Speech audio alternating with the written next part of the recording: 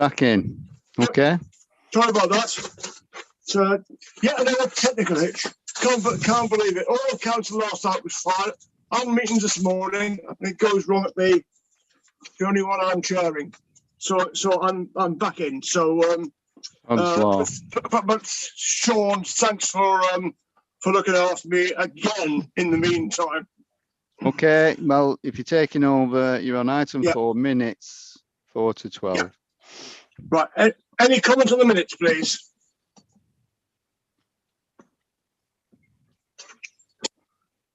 No, in that case, we can obviously accept those as a record of the business transacted at the last meeting.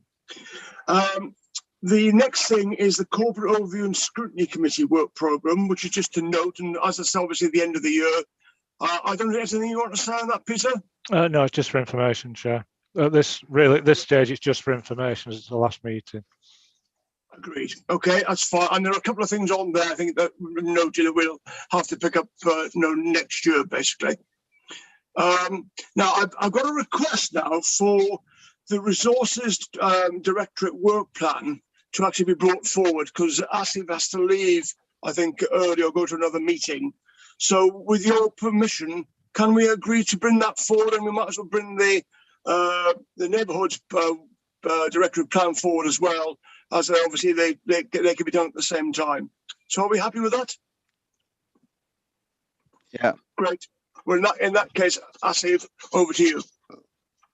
Thank you very much, Chair. Firstly, apologies for the Director of Resources who's on leave, but myself and Julie will hopefully try to be able deputies and deal with the item 9 on the agenda. Obviously, this is the Q3 performance update, which incorporates both the Resources and Neighbourhoods Directorate plan. The information is there in relation to Q3 for the committee to note. It has been detailed in terms of those items which are considered to have been completed, those that are considered to be not fully completed and therefore rated as amber, and also those that are rated as red. I won't presume to speak on behalf of the Neighbourhoods Directorate plan. I'm sure Mr. Rooney will quite happily do that, but certainly I'm quite happy to take any questions on behalf of the Directorate element.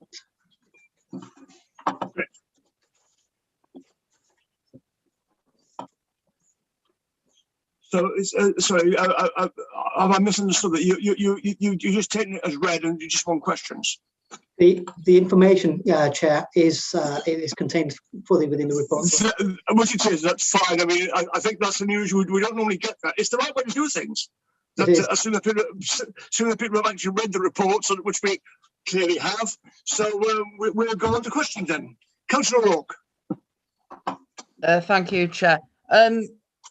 Certainly at a Labour Group meeting early last year, we agreed that there would be the formation of a new employment committee, so that members had oversight over the employment of officers from heads of management onwards. I'm presuming the leader brought that to senior management to get on with. Can I have an update, please, on where that's up to, and will it be in place for May? Councillor O'Rourke, I can't confirm that it'd be in place for May, but certainly insofar as the Constitution itself is concerned, senior officer appointment sits between the Senior Officers Appointment Committee. There was a request to consider, and obviously that goes via the Head of Paid Service, because as a function, employment below the Senior Officers Appointment Committee level sits with the Head of Paid Service. I know that the Head of HR has been actively considering that, and I'm quite happy to provide an update in due course as to where we're up to, but I can't categorically confirm that it'll be in place for May. Right. I mean, we need a follow-up on that, don't we, Councillor O'Rourke? So do you want to take that further forward?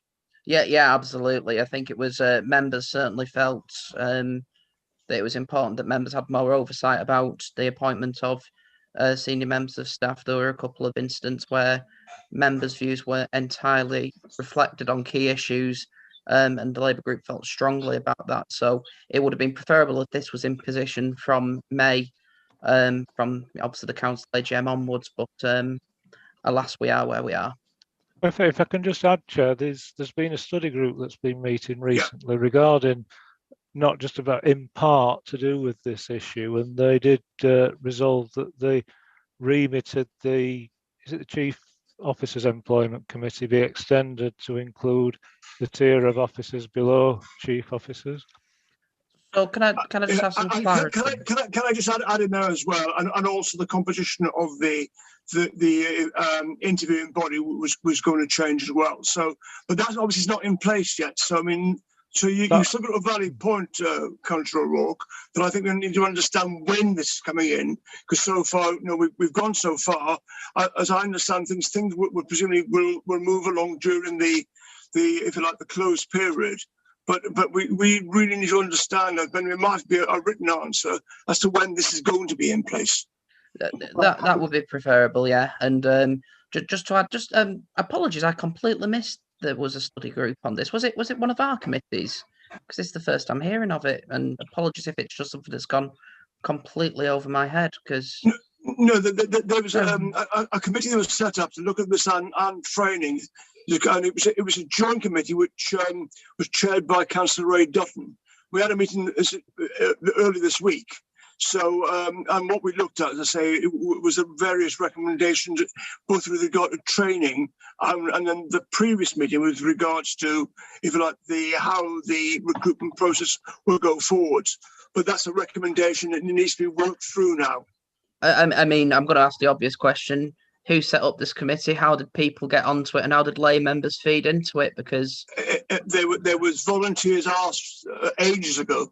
It was set up back in September, October last year, and it was open to all members of all three overview and scrutiny committees, and all relevant members were written to at the time, and volunteers sought and selected on a first come first served basis. Apologies, that would seem like the type of thing that would have piqued my interest, so I'm surprised I didn't know about it, but there we go. I mean, it was sent out, and then we had to change it right at the depth as well in terms of the composition, because we didn't have enough from the opposition there, which Councillor James Gartside stood in for that. So it has happened. So, and I'm sure that the conclusion and the papers can be shared with you, Councillor O'Rourke. So no problem with that. But I stress this is it's a recommendation, and therefore we still need to know when the actual output of that is going to be put in place, basically. Chair, can I come in, Chair, please? Yes, you can. Yeah, I think Chair Councillor O'Rourke has raised very valid points, and recently we had a meeting, and I know this is the same meeting which Peter Thompson and yourself talking about with myself and Councillor Dalit Ali as a deputy leader chairing the meeting with Rosemary Barkers and a big group. And there was a discussion going on around this one. I think there's a lot of work still need to be done, especially after, because I think one of the issue was the membership involvement in the other grades, or like for apart from the directors, the below grades from the director in the recruitment process. And also one of the point which I raised on the meeting was we are having census, and the result of the census is going to be announced whenever it's going to be announced. And then there will be a lot of changes, obviously, because of the population has increased from 2011 to 2021 there. And obviously, because the whole idea of this setting up this committee was about the diversity and equality and all that. So my point into the committee was that whatever steps we are going to take going forward, we need to keep that in mind, because the population can vary, and the needs can change as well. So I think on the committee was accepted that the work is ongoing, and soon there will be, I think probably after the election now, there will be another meeting of this study group, and then there will be more information coming into it. But Councillor Dalit Ali was the chair of this committee, if that is the right one, which I'm thinking. Thank you, Chair. Well, through you, Chair, I think this raises an issue that, in terms of the strengthening governance part of the Resources Directorate report, there clearly needs to be more transparency and openness about these things. The fact, I doubt you can find any minutes of anything on the internet, for example, and it's absolutely right that we're using study groups as an effective way of doing scrutiny, overview and scrutiny on the council. but not if it means that it's not in the public eye, which I think perhaps this might be an instance of, especially on something so significant as the way that we recruit staff as a council. If I can answer that, and Councillor Rana can come back in as well, because obviously he's involved as well. I mean, there's no what's the name, rationale for actually keeping this away from the public eyes. It's a study group. And the study group, makes recommendations, and that will come back, in the fullness of time, once it's been worked through further to this committee, and obviously we'll go to cabinet as well. So there will be openness then, and it is reflecting on some of the concerns that have been expressed by members in terms of making sure that we have, a robust appointment process, and that it is transparent as well. Councillor Rana, do you want to add to that? Chair, through you, Chair, if I can say, if Councillor, if we need to include more things into it, I think it's probably be only fair to ask the study group to send an email to the all members. So if they have the further input to put into it, they will feed that through the study group. And obviously, you're right. This is the report is at the compiling moment only at this moment, and then it'll go to for the scrutiny committee, and then obviously, the final decision will be made on the cabinet. But I think it's right at the moment that any members who want to feed anything, the study group must ask, and members for their suggestions, information, whatever, so that everybody knows what's happening. And if they have any information to feed into the study group, they can do so, Chair. So, Peter, can you just take that on board then in terms of the communication on this, particularly to Councillor O'Rourke? And then I think obviously the chair of the study group, needs to consider the, if you like, wider distribution as needed, if it's right at this point in time, or do we just wait until after the next study group? And which is what we normally do, of course, is get the final conclusion of such things, comes over in scrutiny, and up over in scrutiny, gets reported into cabinet with the appropriate recommendation. That's the normal standard way of doing things. That's the normal way of doing things. Yes, Chair, it is. Yeah. Okay, so nothing is trying to be hidden from you, Councillor O'Rourke. It's valid that we look at these things and keep up to date. I must admit, Councillor Holly, I'm looking back at my emails from the Labour Group's recommendation in August. We should look to do this when presumably the employment committee was done. There's absolutely nothing here on mine. So, and certainly one email's not good enough, I have to say, if it was that sort of situation. Well, we're going to park it there because I think that is, if you like, a process thing. That's all I can say is that the study group, there's members there, the chairs and vice chairs of all three committees, and then actually balance it with other members to get political balance. There was Councillor June West, there was Councillor James Gartside. Sean, you were on it, so can you help me? Who else was on there? I think that's it, Chair. I think you've named everybody there. Yeah. Right. Okay. Fine. So we'll park it there, and it's in Peter's hands to get some information to you and for the chair to take things further forward on that. Any further questions, please? Can I just ask one favour, Chair? Can the original email just be forwarded to me, just to put my mind at ease that it wasn't something I missed? If someone could forward that to me, I'd greatly appreciate that. I'm sure Peter can do that for you. Right, so any more questions? I've got a couple of things, but one of it we'll actually discuss, in the private part. One of these I actually did raise, and ask if you were there on this briefing session. We had a briefing session on resources generally with Neil Thornton and other colleagues. And one of the things that I'm being concerned about is that we get an organisational development plan in place as soon as possible. We had an excellent presentation on what the thoughts were last year, and this again has been delayed a bit going forward.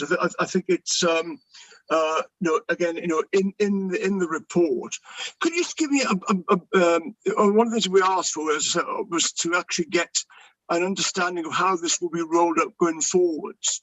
and for that to come to over and scrutiny in a future guise. So either you or John, could you just help me as to what your thoughts are in terms of where we're up to on this? And it's to a level it's repeating what was said in the in the briefing session, but I think it's important that members of the committee understand where we're at with the ODA plan.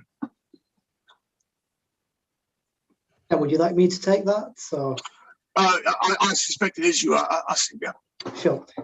So if members can be reassured that the organisational development plan is currently being worked through, certainly as a management team, resources director are looking at the trends that were identified in terms of both the operational work that was undertaken with individual service areas and members of staff, identifying particular trends, any succession planning type issues, training requirements, skills shortages, etc. So it's fundamentally going to be a core component of the directorate underpinning documents. So if you consider things like the directorate plan itself as being a strategic document in terms of the way that the directorate will operate on a strategic level, things like the organisational development plan and the workforce plan in particular underpins documents such as the directorate plan. So I know specifically on the basis of the work that I've been involved in, that we have been working through that feedback and trying to identify any particular trends, any particular issues that we feel pertinently need to be dealt with, and that will be formulated into a formal plan. Okay. Is the committee happy with that? Well, as I say, I think what will happen then going forward, I think we need to see how obviously an implementation plan, so we can understand, what the next steps are going forward. And I think that would be very helpful. So, are there any more issues, any more questions with regard to resources, Directorate? And anything on the neighbourhoods Directorate? Can I ask? Councillor Rourke. Yeah, one obvious question. You've got the elections coming up. God bless you, and trying to get that one sorted out. But do you mind outlining, just for perhaps interested parties in this meeting, how we're going to be dealing with everything, and government advice, etc., and lay out how elections are going to run this year? Can I plead with you to keep this short? This could go on for hours. Keep high level, please. Absolutely. Councillor Rourke and members of the committee, I totally understand the vested interest in knowing what's going on. You'll probably appreciate and understand where I'm coming from when I say that it's an evolving picture. We have had regular pieces of guidance which have then been updated and changed, potentially varied, depending on what's going on nationally as it stands at this moment in time. And I'm purposefully keeping this as succinct as I can. The national guidance is that we will be able to hold COVID secure elections, both in terms of the local elections and also obviously in terms of the Greater Manchester mayoral election. The amount of work that goes into that is huge. We've got a fantastic elections team, and I'm sure Councillor Rourke, yourself and fellow members will be, in agreement with me in terms of complementing the work that goes in, year out, and in particular in the current difficult circumstances. And that's not just the elections team, Councillor Rourke, that's across the council as well, because it's a team effort. All officers that volunteer and involve themselves in elections certainly go above and beyond, and we're absolutely adamant that we will have, as we have had in years gone by, successfully delivered local and mayoral election. Councillor Rourke, are you happy with that? I mean, I'm just thinking in terms of so votes are cast on the day, postal votes, how are they being verified by candidates, agents, and their teams? How's that process taking place? Because we're literally less than 2 or 3 weeks away from that sort of stuff, aren't we? In terms of the count, obviously there was talk in the Telegraph about votes being quarantined for a day. Does that mean the count is now taking place on Saturday, and I presume 2 locations, one for Haywood and Middleton, one for Rochdale? What's happening with the mayoral votes? Where are they being sent to? You know what I mean? Just sort of, where am I going to be at each point in over the next few weeks? So, Can I just jump in there? And I mean, that's a very, very detailed question. I said we've been for ages. I presume there's going to be some briefing papers which will address all of these. But every point you raise, Councillor, is a valid point. And as I'm going to be one of the agents, and I need to know this as well. But I would have thought that we need to see some briefing notes rather than deal, verbally in a meeting of this nature.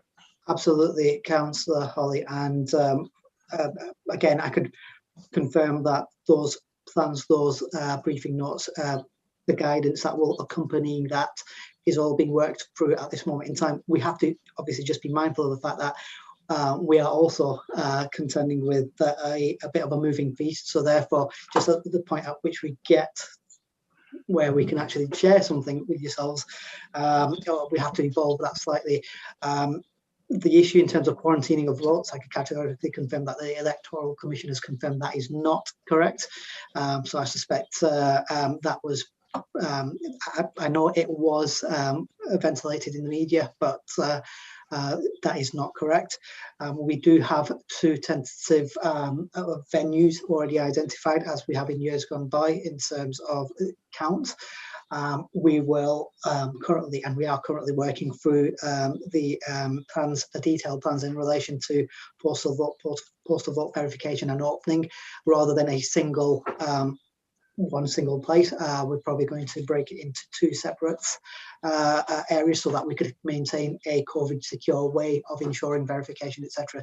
All the issues that you raised, Councillor, are all valid issues. They're all issues that have certainly vexed ourselves as officers and those that work through elections and are actively being worked through. So I could give some assurance to yourself that none of the points that you've made are points that we're not aware of and not currently working through. So there will be detailed communication in due course.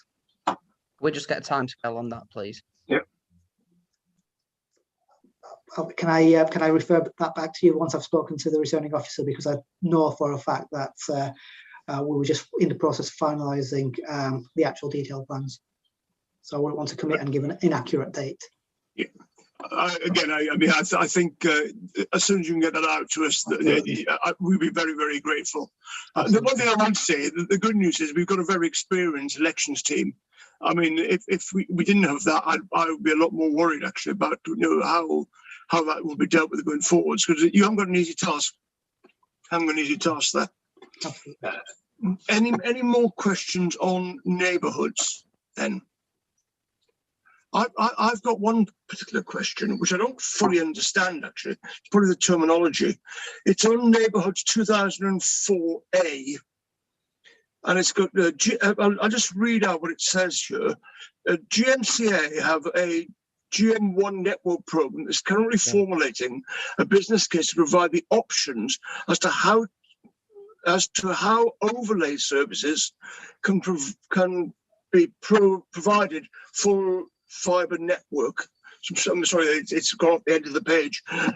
What on earth are overlay services, and what's the implications of that comment?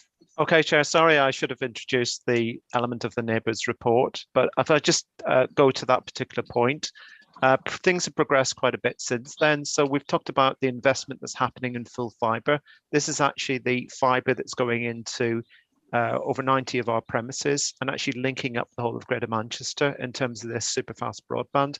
So it's actually the infrastructure investment that's taking place, the digging up, putting into our buildings, and that provides the opportunity to go from super fast broadband to 2% of our borough to 25%. But the issue that we've got to do through the agreement is what they call lighting the fibre. That's actually putting our network onto it.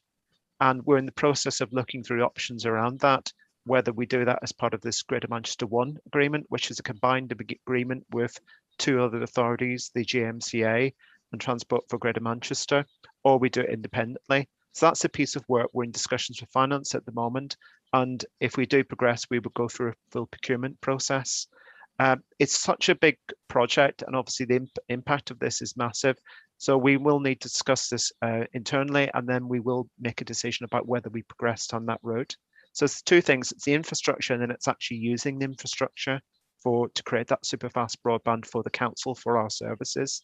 The benefit of having a Greater Manchester network means we can combine with other services. We can share information across Greater Manchester, across multiple agencies. So that's something which we'll be looking into. But in terms of the focus of the work this year, it's around the physical work and the linking up 99 of our premises. We expect that to be complete by the autumn.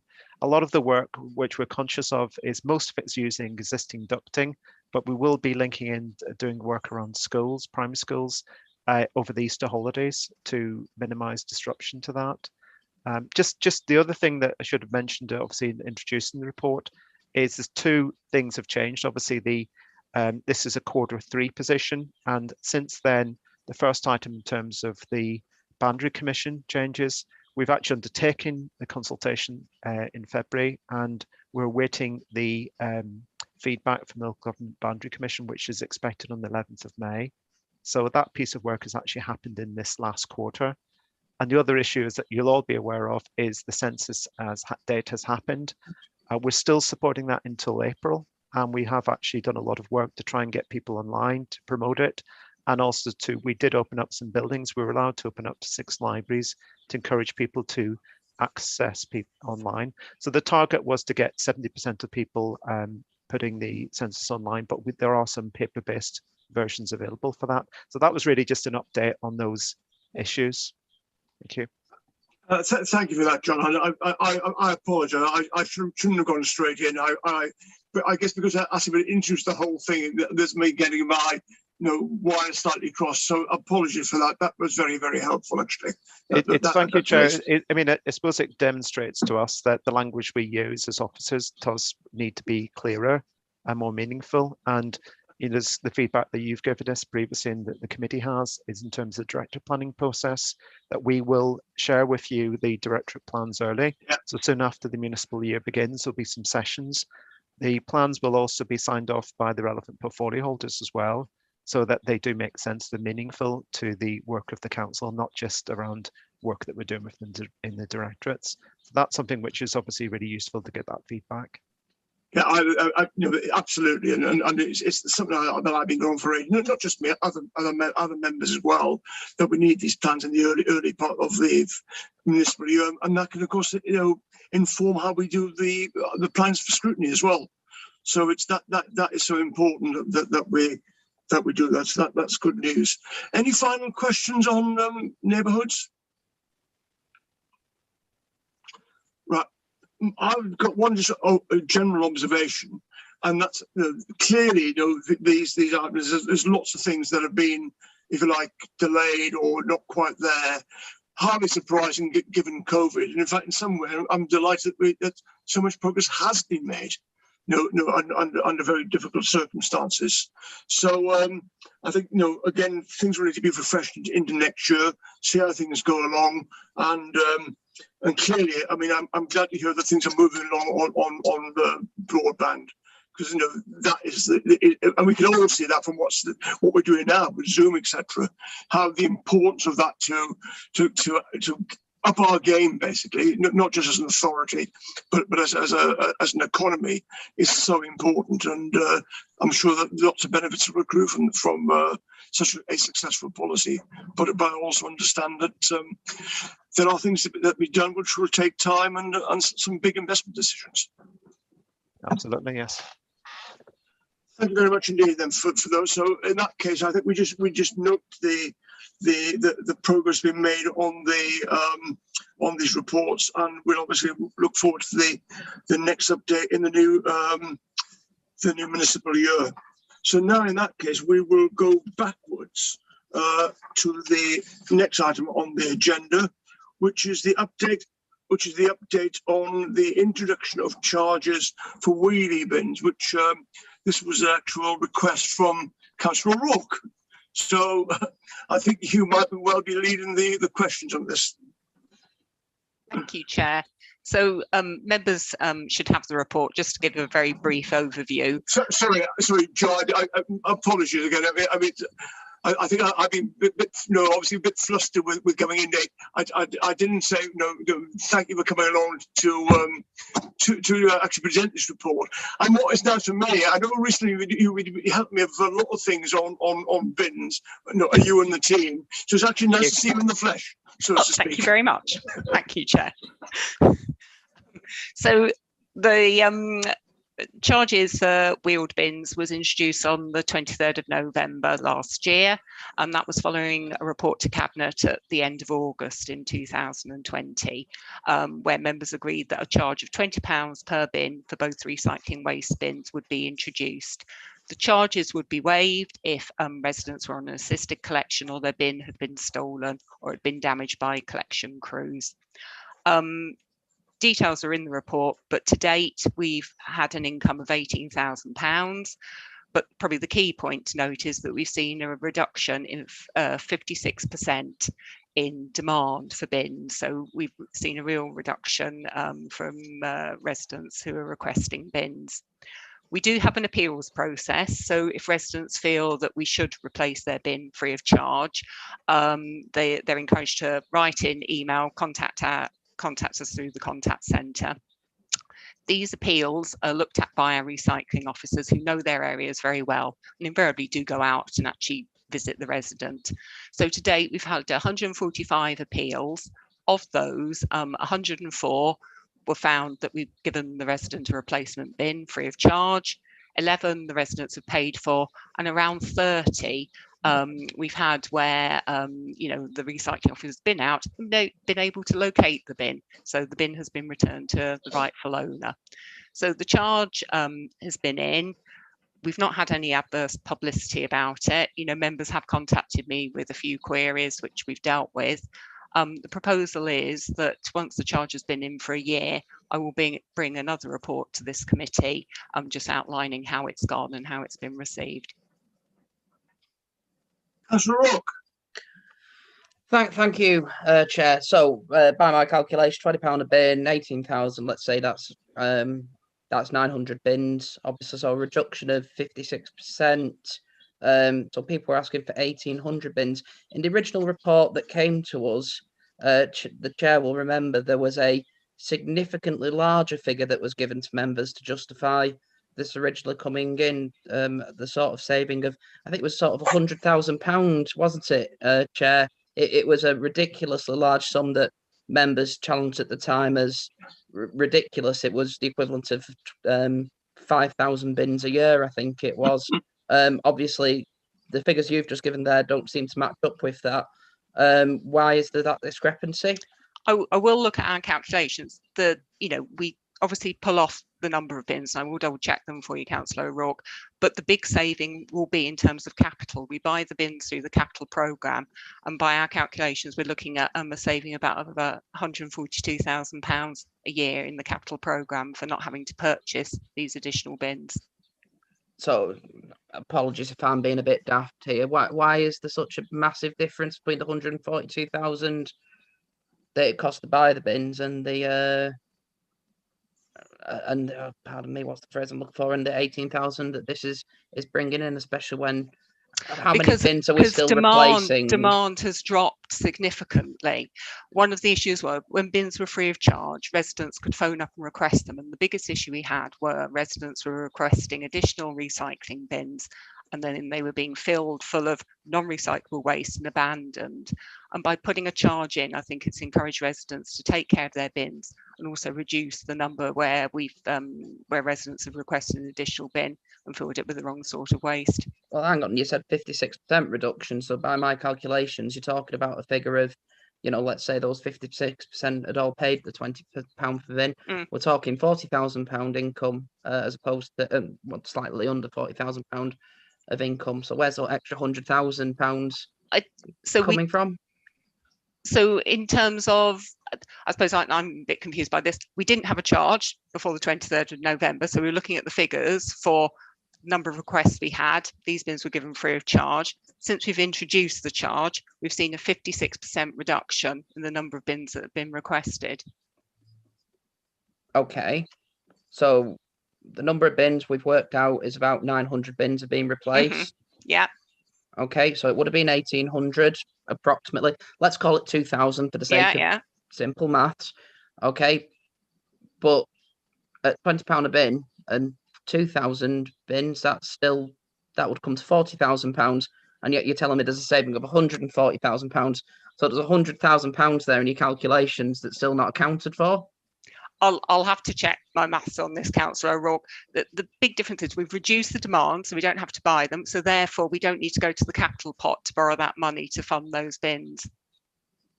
Yeah, but not £100,000 worth. That's a hell of a sum to come to us. You know, I'm not being funny.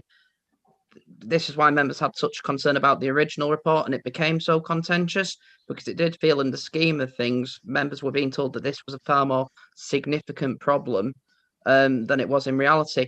Turning to the appeals process, can I just get a clarification? Councillor Rowe, can I just stop 1 second? Because Julie Murphy wants to interrupt, which I suspect is on the finance side. So we might get that clarified, then I'll let you go on with the rest of the question. That would be helpful, yes. I think listening to the conversation, Councillor Rock, that Jo's figures, when she talks about the 100,000, is based on a full financial year. Yes. Where the data that she's brought today is just a quarter. It was implemented in November. So I think she's saying there's £18,000 charge, and that's 50% less. So that would be £36,000 for 1 quarter. So if you times that by 4 for a whole financial year, that'll get you nearer to your 100,000. I think that would make sense, wouldn't it? Thank you, Julie. That's fair enough. Okay. Julie, thanks for that clarification. Councillor Rourke. Yeah, turning to the appeals process. Can I just get, sorry, and apologies if I missed this in the report. Who gets a free bin still? So those residents on assisted collections, if bins have been lost or stolen. Obviously, the issue with a bin being stolen is people can just say their bin has been stolen. So what we ask is, we often ask them to contact our recycling officers. Our recycling officers can then speak to them. We've had a number of cases where our recycling officers have been out, they've found the bin, so obviously no charge needs to be made, they can use that. But if the bin has genuinely been stolen, we will replace that free of charge. And what's the situation with new residents and new bin? New residents, developers should pay for those bins. I think there's one exception, I think is it Gleeson Homes, where if you buy a new property from them, there's a document that the residents sign from Gleeson Homes which say that they won't provide the bins and the resident will have to pay for them. Okay, so this was a significant point that we made in the original point, is that those residents who come to the borough, come to a house, the first thing they met with from the council is, give us 20 quid for your bin. We at this committee felt strongly that wasn't something that they should be paying for. Was that fed back to Cabinet? Was that included? And can we make sure that is included? Because quite frankly, that sort of bin tax is not good enough for brand new residents to properties in the borough. So I would say, Councillor O'Rourke, the only exception is Gleeson Homes. The other developers have bought bins for their residents. The issue is that I think if we turn around and say, the other developers will also follow suit, and then we'll end up that we'll have to provide bins for all new developments. If that's something that members wish to do, obviously we can consider. I mean, I personally would be happy for us to do that. I think it's an absolute must that the council provides bins for residents. What about a situation where you get new residents moving into a property? We all know of instances where between the one tenant moving out, the new tenant moving in, the bin is no longer there.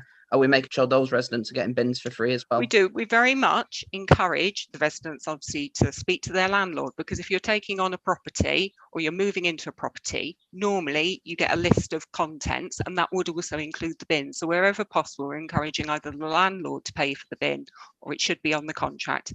But if they do move in and haven't got bins, they obviously can make a good case, and then we would look at replacing them or giving them free of charge.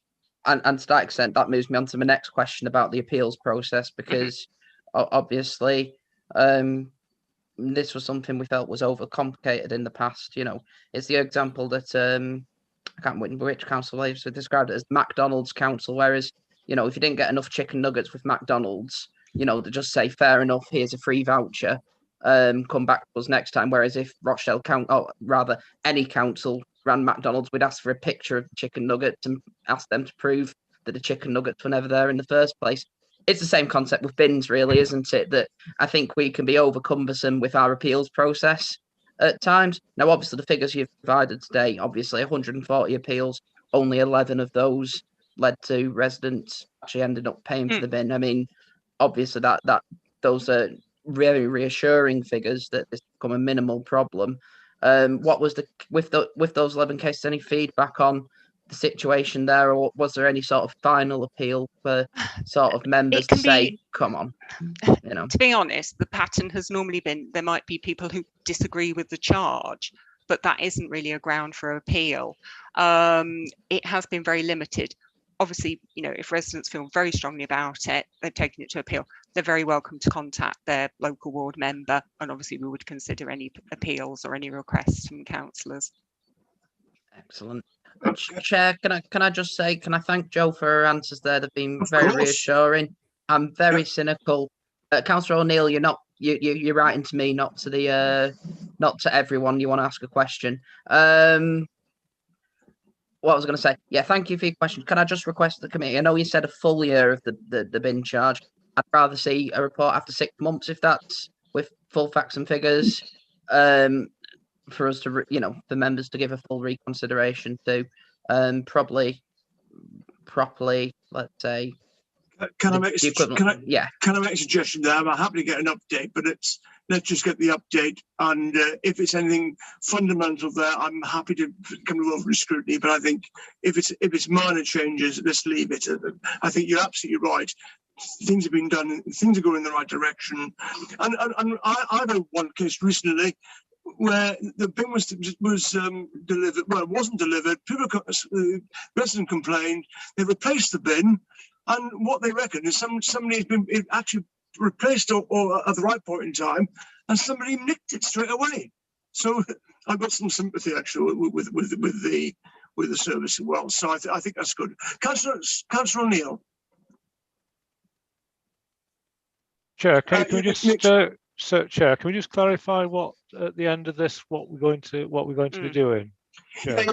We just want a one-page update report in terms of what the figures look like, for the in the next 6 months, let's say, and that can be circulated to members. And if members want to raise it as an issue at an open scrutiny committee, we can consider that then being put it onto the agenda. Oh, okay, fair enough. Yeah. Sorry, Councillor Neil. Oh, okay, yeah. Just a couple of things. First one is the £20 charge. If I was to pay £20 for the bin, is that bin now mine? No, the bins do remain the property of the council. Right, and then that's to design something to acknowledge that, or they don't sign, but it is in our policy. I will check with the contacts. Well, what I'm getting at is the move, and they take the bin with them, especially if they paid 20 quid for it. So and that's another one. Another one missed. That may happen, but as I say, my experience of buying a house, you do get a list of fixture and fittings, and one of the things on there is wheelie bins. And we've said we really need to encourage people to check that. If they said they're leaving the bins, you turn up at the house and they're not there, that's something you should take up with your solicitor or with your landlord. Yeah. Well, going back to the new properties one, I was involved in a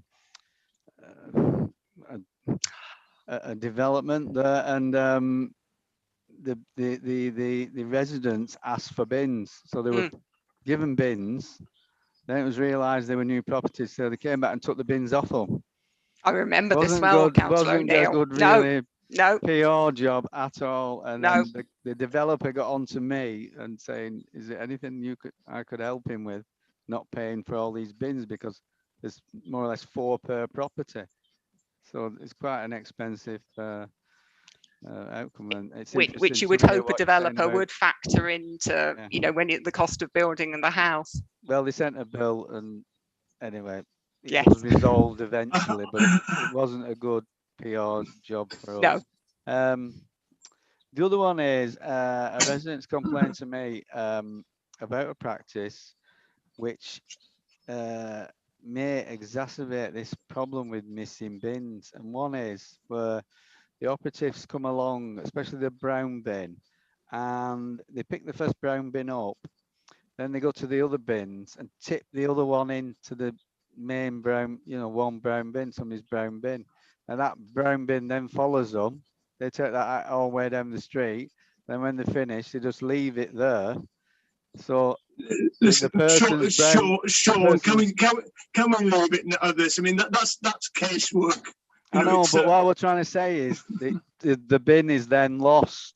You know what I'm saying? No, I mean, there are some bins, but I'm not dismissing it. I mean, it's important. There are important things and can be emotional things but we aren't rather taking a sledgehammer to crack a walnut.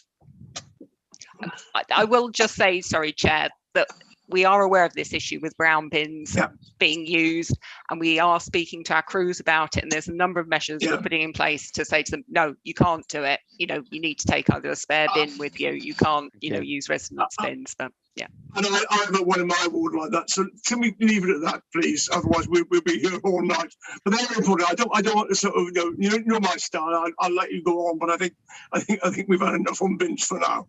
But thank you for the report. Thank you, as Councillor O'Rourke said. You've given some reassurance to us. Yeah, I think John Rooney wants to speak, Chair. They are important things. Chair. I think John Rooney wants to speak. Yeah, I'll bring in Johnny now. So they are emotive issues sometimes. So thank you for that. But now, John, over to you.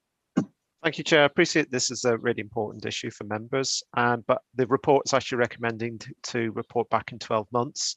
But I'm also conscious of where this issue lies, because there's also the Environment Scrutiny Committee, and I'm sure that they will be scrutinising it. So I'm conscious of the first meeting we would have after 6 months would be the next meeting in May, and the other Scrutiny Committee might also want to scrutinise it. So it's where this where this issue lies longer term, and whether it rests with corporate overview and scrutiny. I actually think it probably rests with the operational committee. I mean, that might disappoint some members of this committee. We've all got an interest, but it's the financial side of things is one thing. But it's if things are operationally going awry, then I think that's for the CRE committee to deal with. What do members think? Oh, bring it to both. Thank you, Councillor O'Rourke. It's finance and it's environment. What we'll do, we will actually have a discussion between the two chairs, and we'll decide accordingly. I don't want to go to two committees and two long debates. There's a lot we need to discuss, but I'm not downplaying it. It is an important issue. So I think, in all seriousness, Chair, I think the appeals process is probably something that is our side, and we should be keeping an eye on. I wouldn't disagree with that, actually. So, but as I said, I think let's trust me with the vice chair. To speak to, or whatever it is, vice chair who's chaired this committee next time around, to speak to the two relevant chairs or people from the CRE committee as well. If you could minute that, please. So as things stand at the moment, you want the officer to provide an update, a brief update on progress after 6 months. Is that correct?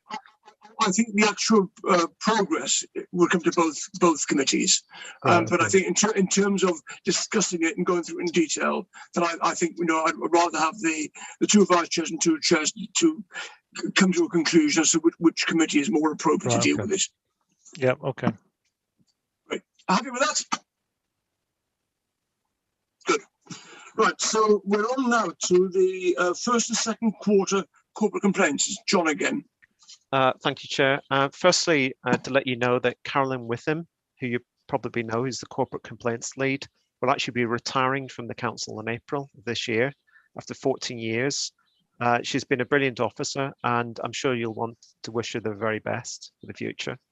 Well, can I come in there? I was, like I say, I'm disappointed that she's not here, because she's been given to these committees for a long time, actually, and been very, very helpful. So can you give her, or pass on to her, I should say, our very best wishes, in her retirement, and thanks for all the hard and committed work that she's done for the council and the reports to this committee.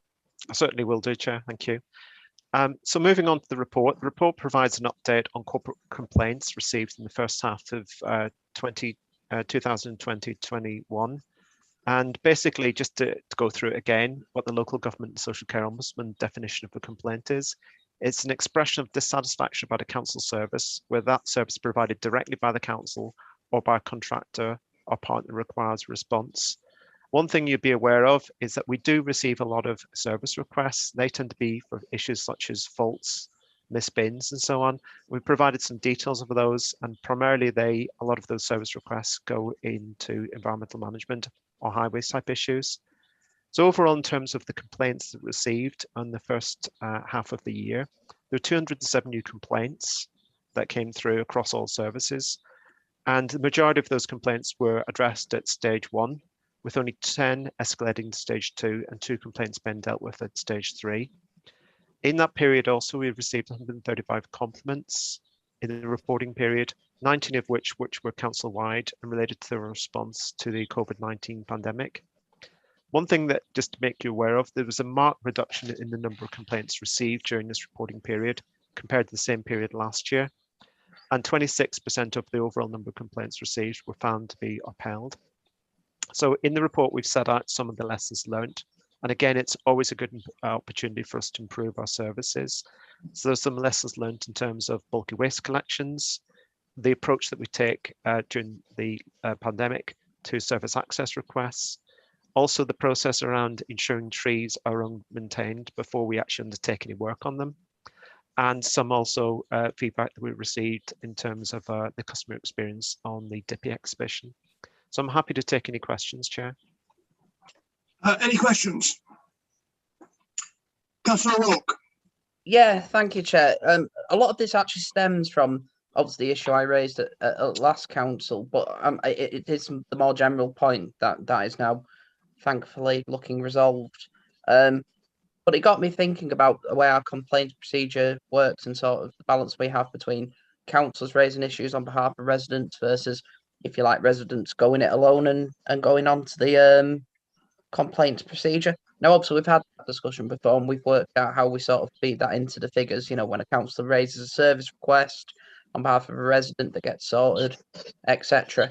I think where my head is with it, though, in terms of when we get to stage 3 in the ombudsman side of things, so sort of, if you like, the resident has hit the brick wall of the council and feels the need to go to the ombudsman, do we have any facility, if you like, working,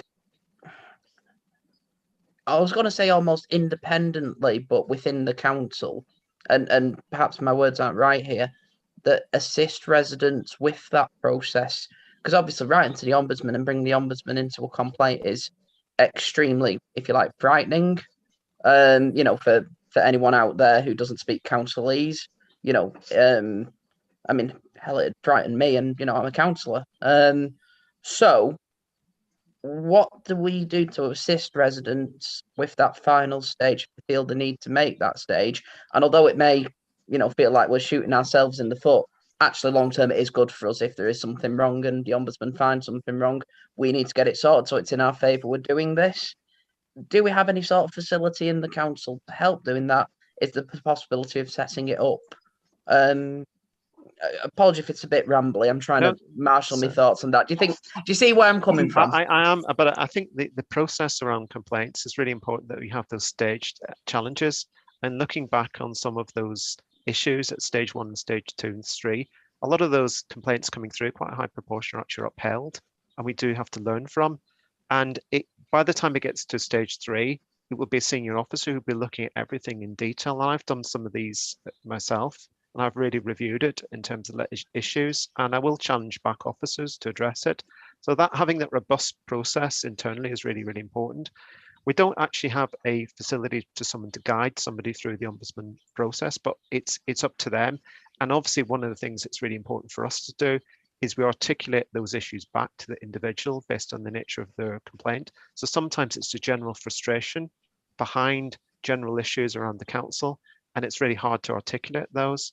So we do try and facilitate to link with people, and also bearing in mind that some people might have language issues. So we do try and work through the complaints team to sometimes facilitate complaints for them in a positive way. So if they are struggling with writing and so on, that we will actually help articulate those and act as support for them through the complaints team. So that's something that we do all the way through the process. But once it gets to the Ombudsman, really, those people sometimes actually ask family or friends for guidance, and it's for them really based on the information we've got. But we always prepare and try and do things as fairly as possible and make sure that, you know, we are open to scrutiny, open to challenge as much as possible. And we certainly wouldn't go to say, you know, stage one to go to the Ombudsman. It's really once we've done that that support, that engagement, to try and understand. And even the most complex of complaints, where it feels like the person may not be correct, sometimes there's elements of truth. And I've dealt with some of those myself, where some factual things are correct that we need to address. So I think I would say, Councillor Rourke, the issue is for us to deal with the process itself as robustly as possible and as fairly as possible, and to feedback as clearly to people. And that final stage is ultimately up to that individual if they don't feel satisfied that they can't go any further. I think that's probably the same sort of process that the most organisations, like the NHS, as example, would have. But Councillor Rourke, do you want to? Yeah, through you, Chair. I mean, for example, I know, you know, many people when they got to that stage would write to the local MP, for example, to guide them through the Ombudsman stage or and stuff like that. I feel like it would be in our favour if we as councillors and obviously members of the public had access to that sort of, if you like, break down that wall of, you know, councillese, legalese, because it is an extremely frightening and worrying time for residents. A lot of us councillors, you know, are trying to assist residents through that, you know, who are going through a very difficult, often emotional time. And I think it is perhaps something for us to reflect on in the, you know, medium long term, about looking at that sort of independent, almost like independent audit to an extent, but that independent character within the council who can act as that, what's the word I'm looking for? Link between, you know, their council complaint, you know, so that they are employed by us, but if you like, they act independently of us and as an advocate on behalf of residents when it comes to the Ombudsman. The benefit to us being that obviously, you know, if they do go to the Ombudsman and the Ombudsman finds against us in any case, we actually get the feedback and we improve our services as a result. It is probably worth us doing. I appreciate it's, you know, me asking for us to create a post and spend money in a time like this, but it's the type of thing that perhaps can we feedback and think of as a role in future? I'll leave John to answer that question in a moment. And I think the other thing coming out from here, which I don't want to lose sight of, and you've already mentioned it, Councillor O'Rourke, is that it's so, and I think John's mentioned it, but it's so important that we always encourage complaints. Because if things are going wrong, it's the only way that you learn about things. And that's how the culture has been in good NHS trusts. Poor NHS trusts have got a very poor, if you like, culture in terms of handling complaints.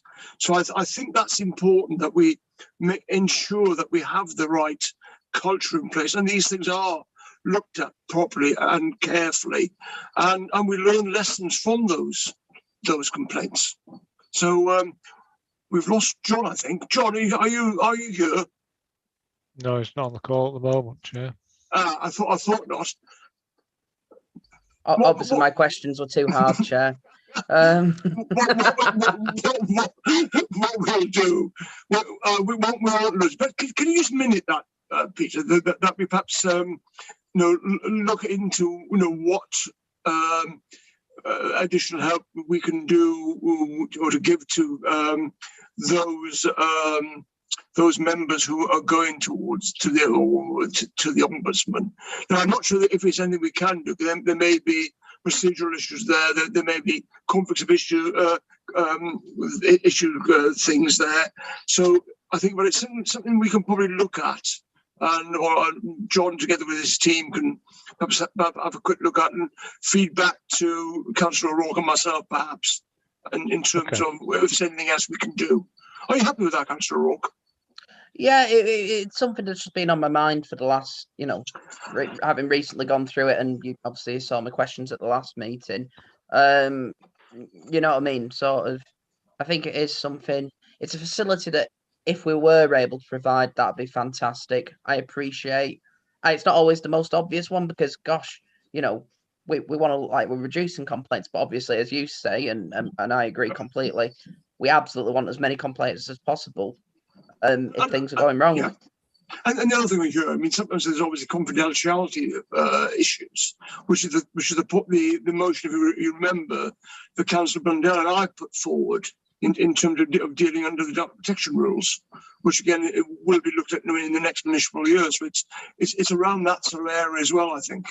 So I think if we make it as an action point, and then we can pick it up in the next municipal year, and if any thoughts can be pulled together by John and his team between now and then, so much the better. Yeah. So I think we can go on from there then, unless there are any further questions on the complaints, which I don't know who could handle that if John isn't here. I'll take a note of any questions and feed them back if there are any, Chair. Thank you, Peter. Okay. Any questions? Councillor Neil. Are you including the compliments section on that paper? Yeah, it's all part of the same report. Yeah. Yeah. God, I want to make a comment on the compliment. No problem. You're muted. Yeah, I'm on now. Sorry. Yeah, I mean, I get quite. I just recently have two kind of semi-complaints, but at the bottom they said, I've got to say, compliment the first class, the collection, the refuse collection. So I knew you'd clap at that.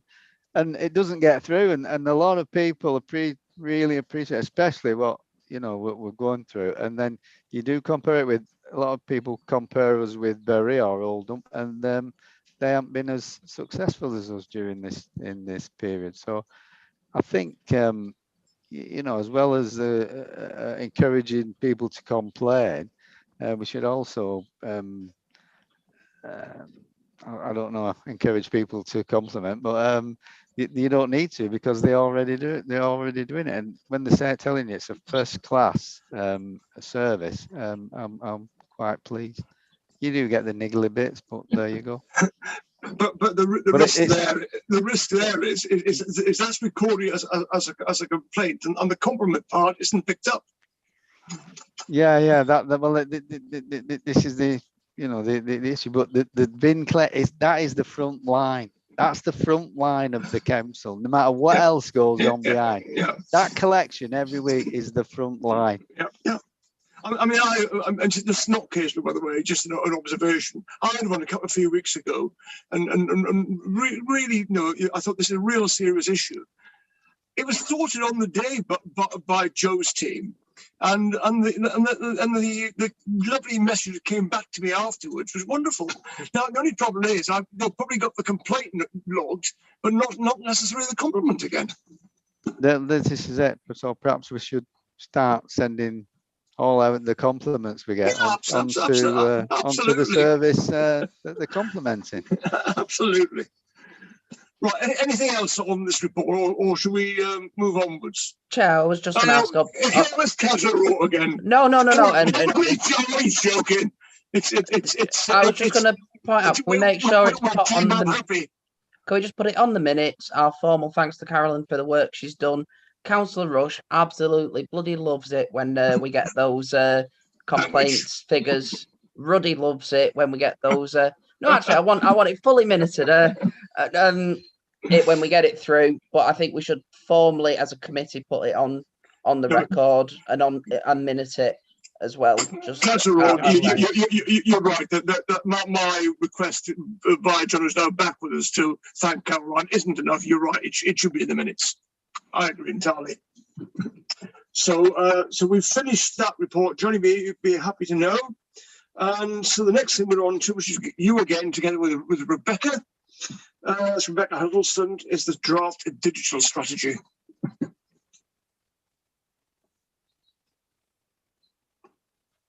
Sorry, apologies, everyone. It wasn't a deliberate tactic to avoid answering questions. So basically, in terms of the digital strategy, we've updated previously that we had done a considerable piece of work on this back in 2019 to develop a strategy. And one thing that we recognize is that we need to be much broader in focus. So back in January last year, we actually had a draft strategy in place, and we developed a group with a series of partners, Action Together, community voluntary sector organizations. It was quite clear that at that point, we needed to develop a strategy which looked across issues for our residents and issues for our broader community and our broader public sector as well. So obviously COVID came in, and which delayed the piece of work. But I think what's happened in the last 12 months is it's really articulated the issues about digital experience for people who are suffering from digital inclusion issues and also digital poverty. Access to devices, access to Wi-Fi has been a real challenge. And it's given us the opportunity to rethink the strategy and to see it more from the customer, from the individual perspective, and actually identify some of the good practice that we've developed in that 12-month period, and to see this as a far greater, more inclusive approach. So that's why the version that you would have seen probably about 2 years ago, or maybe 18 months ago, sorry, at this committee, has changed quite considerably. And that's thanks to Rebecca and colleagues like Caroline and our colleagues in Action Together, who've taken a different view of this piece of work. So I'll just sort of introduce it there, really just say there's a very positive thing that's come out of this, is we've given a different perspective. It's not just us, the Greater Manchester strategy around digital has had to be reviewed. Again, it focused very much on organisational needs, on infrastructure, and not enough around people. And you'll see very clearly when Rebecca goes through this, that people are very much at the heart of this, because this is our digital experience strategy. And the proposal, as Rebecca goes through, is for us to go out to consult on this and to come back to Cabinet and produce a final version leading on to delivery plan for the next 3 years. So I'll pass you on to Rebecca. Thank you. Can I just interrupt there 1 second? Is there any substantial changes from the consultation that's going to take place? Can that be brought back to this committee so we can understand what changes have been made? Yes, I think so. And I'll come on to kind of what the process is and where Great. we'll be able to come and present back as I go along. So yes, I've come here to present the digital experience strategy for Rochdale, and we've called it the digital experience strategy as we want the experience that people and organisations have of digital access across the borough to be a good one. And we recognise that for some people it already is, but for many others there's still a long way to go. So it's a strategy for the borough. It's not just about how the organisation delivers digital services. It is really broad and wide ranging and ambitious, and it includes everything from improving our digital infrastructure, broadband and connectivity across the borough, to working with schools, colleges and employers to develop digital skills, to attracting digital and tech businesses into the borough and supporting existing businesses to take better advantage of digital, to making sure people feel safe when they go online and use digital services as well. So there's lots in there. As John referenced, we've taken into account the way that people and organisations have used digital technology over the last year, with COVID, with, you know, obviously people having to work from home and do school from home and using technology more to keep in touch with families and friends. And also the demand and expectations of digital services has significantly changed as well. So the delay that John referenced in finalising this strategy actually means we've been able to take all of these things into account in this revised strategy. I suppose I also wanted to make it clear that, you know, this is not something that we can just deliver. It's not something our IT team is going to deliver on their own, or it's not, or in fact a range of our services. It's to achieve what we want, what we've set out in this strategy. It's going to have to be a partnership approach to achieve our outcomes. We've aligned it to the corporate plan. So there are 4 thematic areas under digital people and 4 under digital place, as set out in the report and the strategy. And for each of these thematic areas, we've tried to capture what they mean, so what good looks like, and also what we've already achieved to date, and then what additional outcomes that we want to achieve through this strategy. So those 8 themes are digital inclusion, digital skills, digital health and care, digital interaction, digital infrastructure, digital security, digital public services, and digital business and employment. So over the last month, we've taken this draft strategy through a number of different internal meetings. It's been through informal cabinet and to the local care organisation, SMT, and a range of other meetings where we've just been presenting it and asking for feedback and input into it. And we have had some feedback which has been used to update and further refine the strategy over this last month. One example is around the digital divide. Just as John was saying, I think there were some comments that we needed to strengthen and address that further, so that has been added into the strategy. In terms of next steps, the intention is to present this to Cabinet next week, and at Cabinet we'll be seeking approval of the strategy as a basis for further consultation and as a basis for developing a delivery plan, which will sit behind the strategy, and that will identify projects and actions which will help us achieve those outcomes. And like I said before, that will need to help us develop that delivery plan. The plan is to establish a working group with a range of partners, because it won't just be, as I've said, actions that the council will be delivering. It will be very much a partnership approach. The design of the strategy, which is in the papers this evening, won't be the final design either. That's just kind of a holding design, but the content is there. But we will look to refine that as well in the next few months as we develop the delivery plan. And so what we're aiming for is to develop that delivery plan, make any further and final tweaks to the strategy, and bring both of them back through to Cabinet for approval around July time. And of course, you know, any feedback that you have this evening, we can capture that and feed that into the process as well.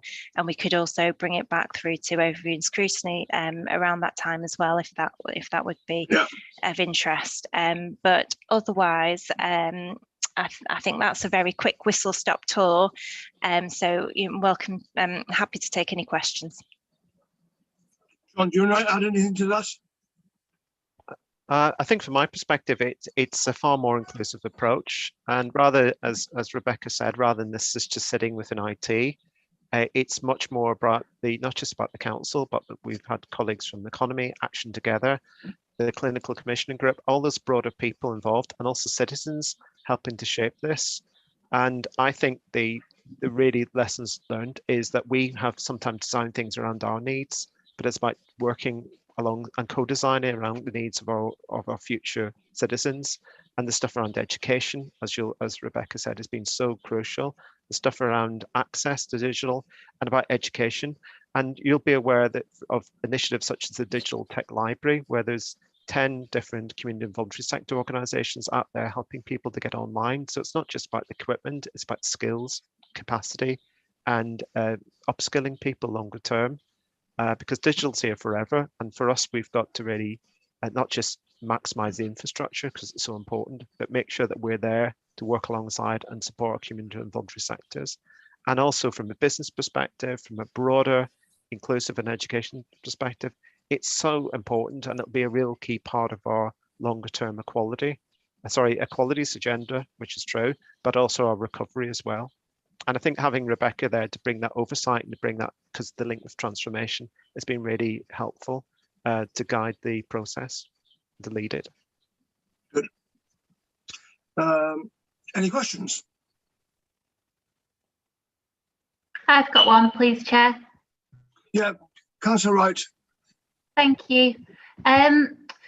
In part 5 of the report, you talk about how you've tried to access relevant data and intelligence to help understand some of the challenges facing our residents when it comes to accessing digital technology. And then it says in the report something like it soon became clear that local data and intelligence was limited. And you talk a bit about how you've developed priorities based on sort of national issues and GM issues, and also together with anecdotal evidence. And I just wondered if you could explain a bit about why that's the case in terms of our access to data. I suppose I would be a bit concerned that we've got a lack of data in this area. And it sounds like, you know, that's not such a good basis for a robust strategy or delivery plan, really, if we don't have the data, first of all. So, yeah, can you explain, you know, why we haven't got that? And is it an issue kind of, you know, consultants have lots of data in this area and have lots of access to data points. So have we not just provided enough funding for this, or what's the problem, really? Thank you. Yes, of course. So I think it's a national issue, really. It's not just something that we're struggling with in Rochdale. You know, as John referenced, you know, Greater Manchester Combined Authority have just in the last year they've approved their digital blueprint, and I know a lot of other authorities that have either recently done or in the same kind of a similar position to us. And there's lots of conversations happening at GM level and also much wider than that, asking a similar question as, you know, why isn't there more data on this to inform you know, inform what really the local issues are. So what there is available in more national data sets, you know, and more national surveys. There's one that I was just looking at yesterday from Age UK, you know, and that's got some really good and interesting and useful information in, but it's at a national level. And so data like that we have been gathering and using as much as possible. So I suppose what I'm really referring to is that there is a lack of really kind of local data to help us, you know, really know where the issues are within our borough and what those issues are, so we can provide a more focused approach to it. But we are planning, and well, we are in the process of addressing that at the moment. Like I say, there is a project at the moment which is being led by, I can't remember if it's Cheshire East or Cheshire West, but we're involved in that, as a number of other councils are, to define what data would be useful to help inform kind of digital work and to start collecting that data. And I know there's other pieces of work being done as well across Greater Manchester as well. So it doesn't feel to me like we're too far off getting this information, or but we just didn't have it in time to inform this.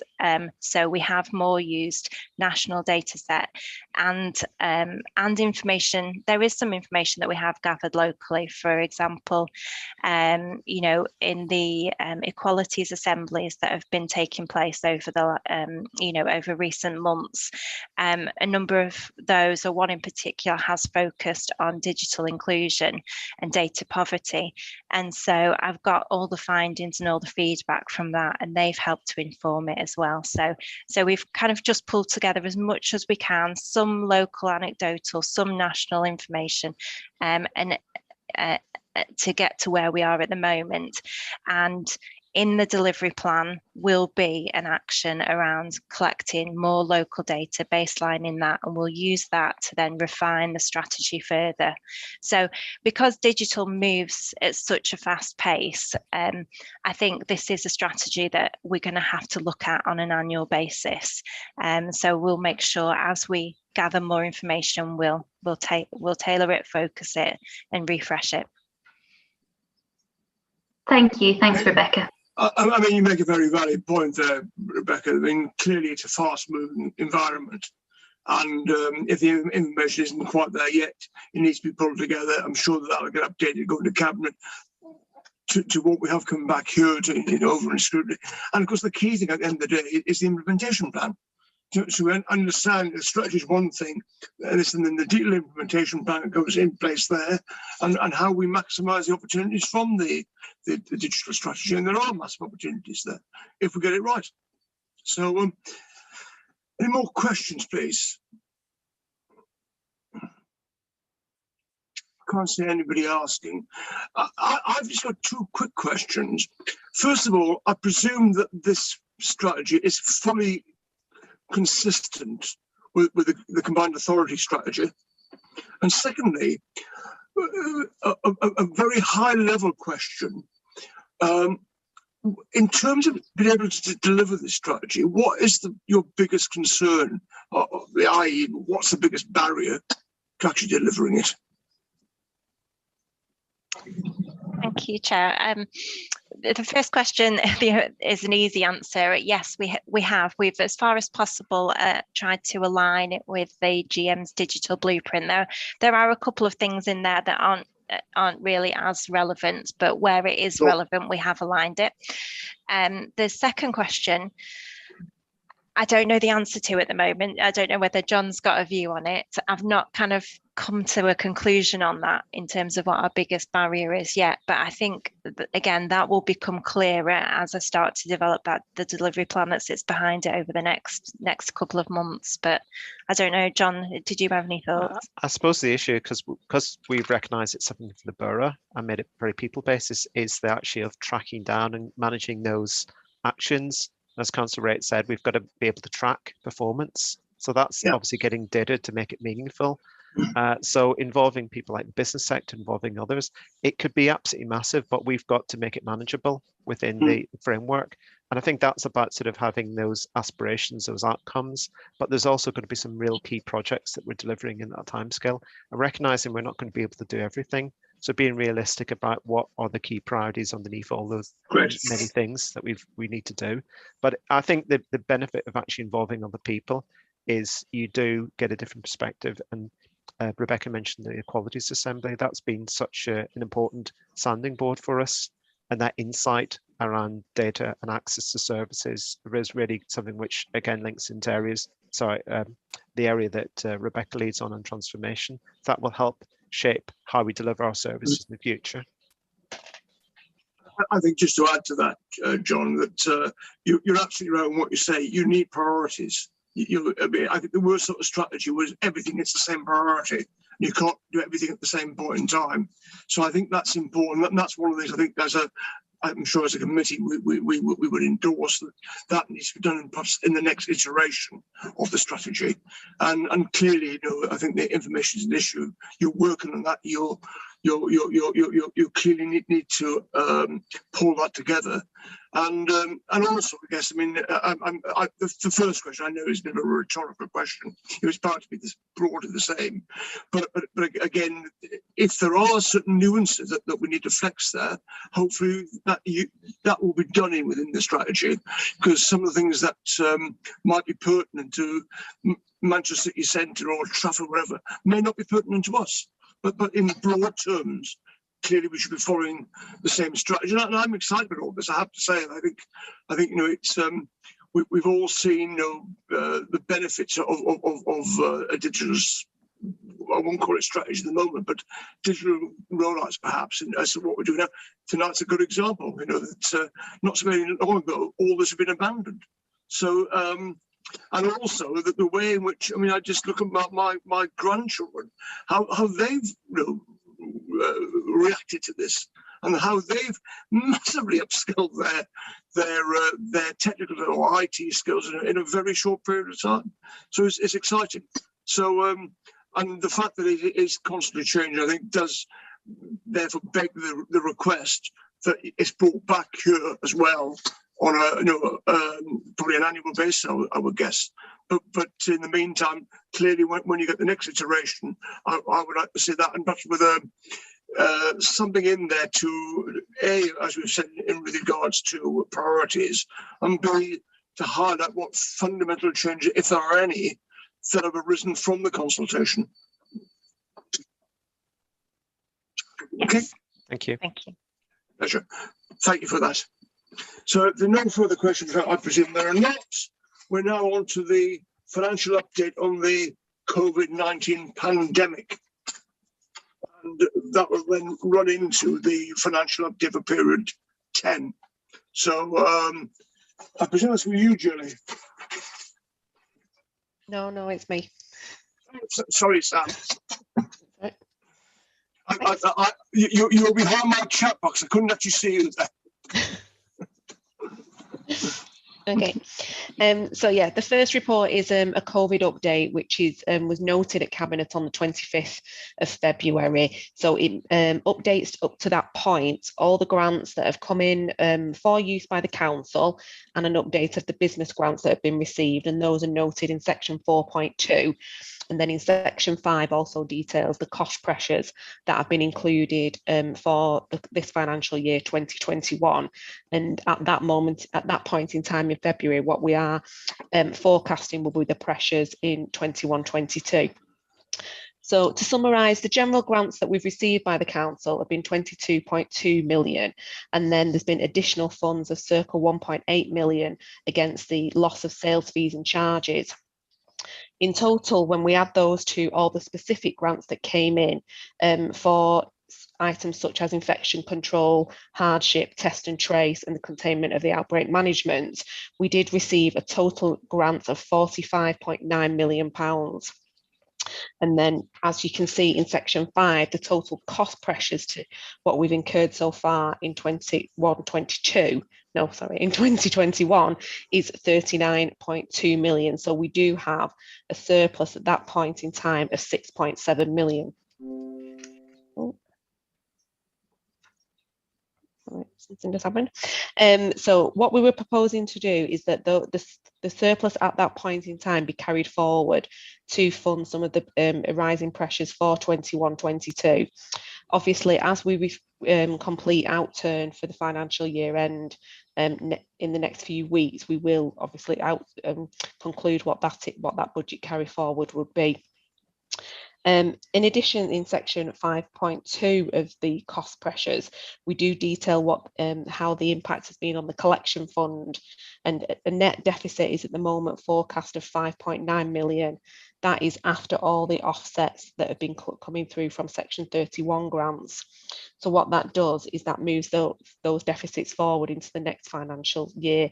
And as you will recall from when we took the budget papers through, we will actually transfer around £21 million of that section 31 grant for the collection fund into a reserve for this financial year, so it falls through into next year when we understand the pressures.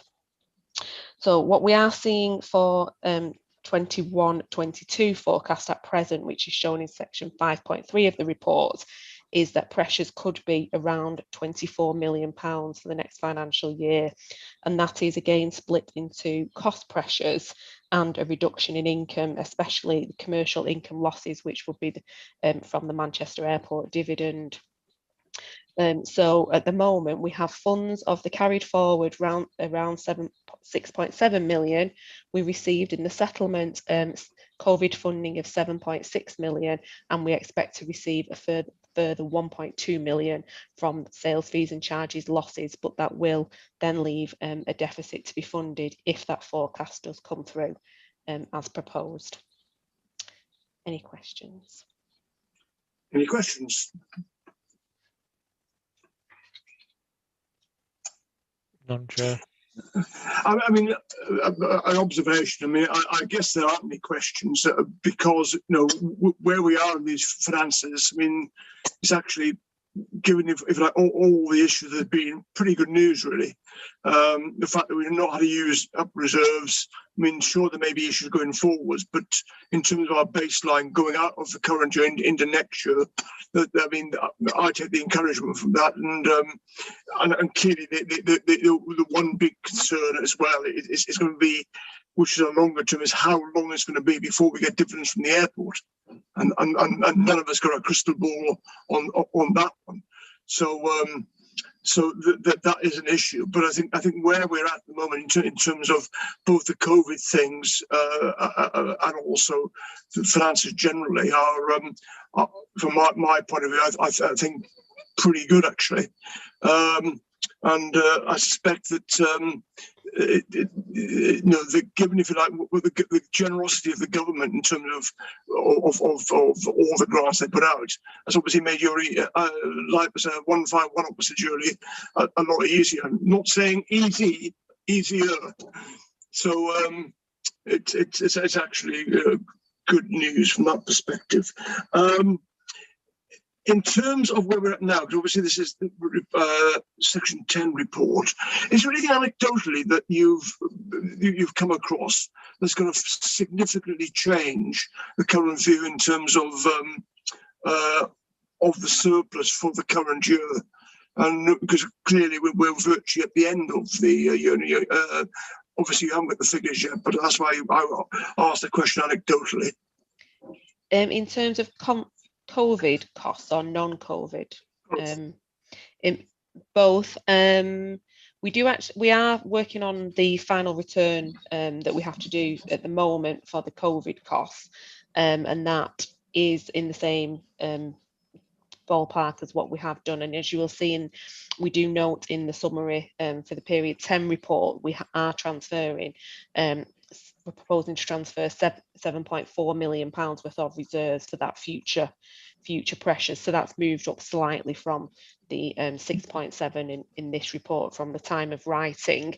And we are in the period 10 report looking at a current in-year saving of £2.5 million. At the moment, we would be expecting to be around that kind of area, but it's that future pressures where we are needing to have the funds in reserves to assist with pressures that come out that we haven't foreseen in the budget, even though we did include for some items where possible.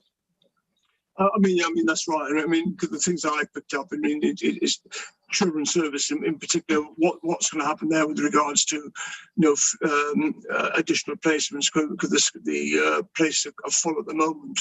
There's commercial property which we'll come to in the private section. There's SEN, and I think that the high needs block of schools funding. So there are areas there which I think is well articulated in your report. But I think what you're saying is that at the moment these things are being balanced up as best we can do, but at least we've got decent reserves there if something comes out of left field. Yeah. Good. So. I've had my say. Any final questions on the report? So, Sam, anything else you want to say on the general financial state situation? Just on that on the COVID report, or no. On the second report, the two are interlinked, aren't they? Really? Yeah, so just additional bits on the period 10 report, obviously just mentioned where we are now focusing at the moment for the forecast for the in-year saving. You mentioned there, Councillor Holly, we're still forecasting a deficit position on the high needs block of the DSG, and that adds to the ongoing pressures in high needs. There is a consultation that concluded today, which we have fed into around how the high needs block will be funded. So we will obviously update as we hear about that. So it is an area that has now got focus on, because there are a number of local authorities accruing deficits and having to have recovery plans. We have seen, you can see in section 4.1.2 of the report that obviously from where we have the underspends in this financial year, there are pressures in the economy directorate, and that is due to changes in property and incomes we can receive from that, and would link into the ongoing concerns for the future linked back to COVID and the change in the economy and the market. The pooled fund is forecasting a balanced position, but that is after funds have been utilised for COVID from the health side. And in section 4.6 details the capital programme. We have seen a further rephasing of 7.6 million into future financial years. So we're forecasting that the outturn for the capital programme will be 53.5 million, which obviously is a reduction from the start of the year when we had a capital programme of 156 million pounds. Any other questions on that point? Questions? No, like I say, I got ahead of the game, so I rolled the two in together, which is probably made sense from my perspective. Well, in that case, we will move onwards. So thanks for that. But can I just say one last thing?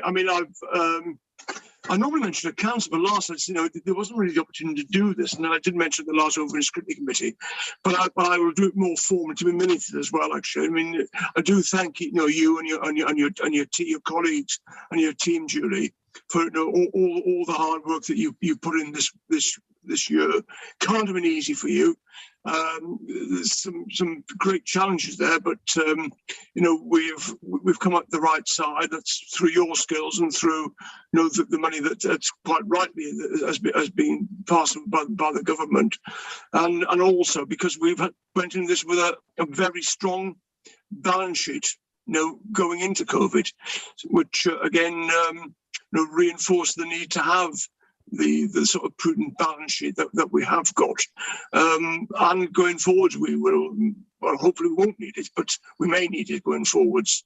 So if we could minute, Peter, our thanks to the finance team for all the hard work, and also the commitment of coming here and answering all of our questions in an open and transparent way. Yes, so, I will do, Chair. Yes, yeah. Many thanks indeed. Thank you. So we're now on to where are we up to? Scrutiny, GMCA scrutiny minutes, Chair. Item 12. Yes, item 12. Yeah. Any questions or comments? They are obviously there for information, really. So in that case, we just note those, and then we've got the final item on the agenda, which is the private section. Exclusion. If you resolve, sorry, Chair, if you resolve to go exclude the press and public, I'll stop the recording. Yes, okay. And when we do that, can you give me a natural break for 1 minute, 2 minutes to exclude the press and public to exclude the press and public to be excluded from the remaining part of the meeting pursuant to section 100 brackets A close brackets subsection 4 of the Local Government Act 1972 on the grounds that discussions may involve the likely disclosure of exempt information, and that's going to be on property investment.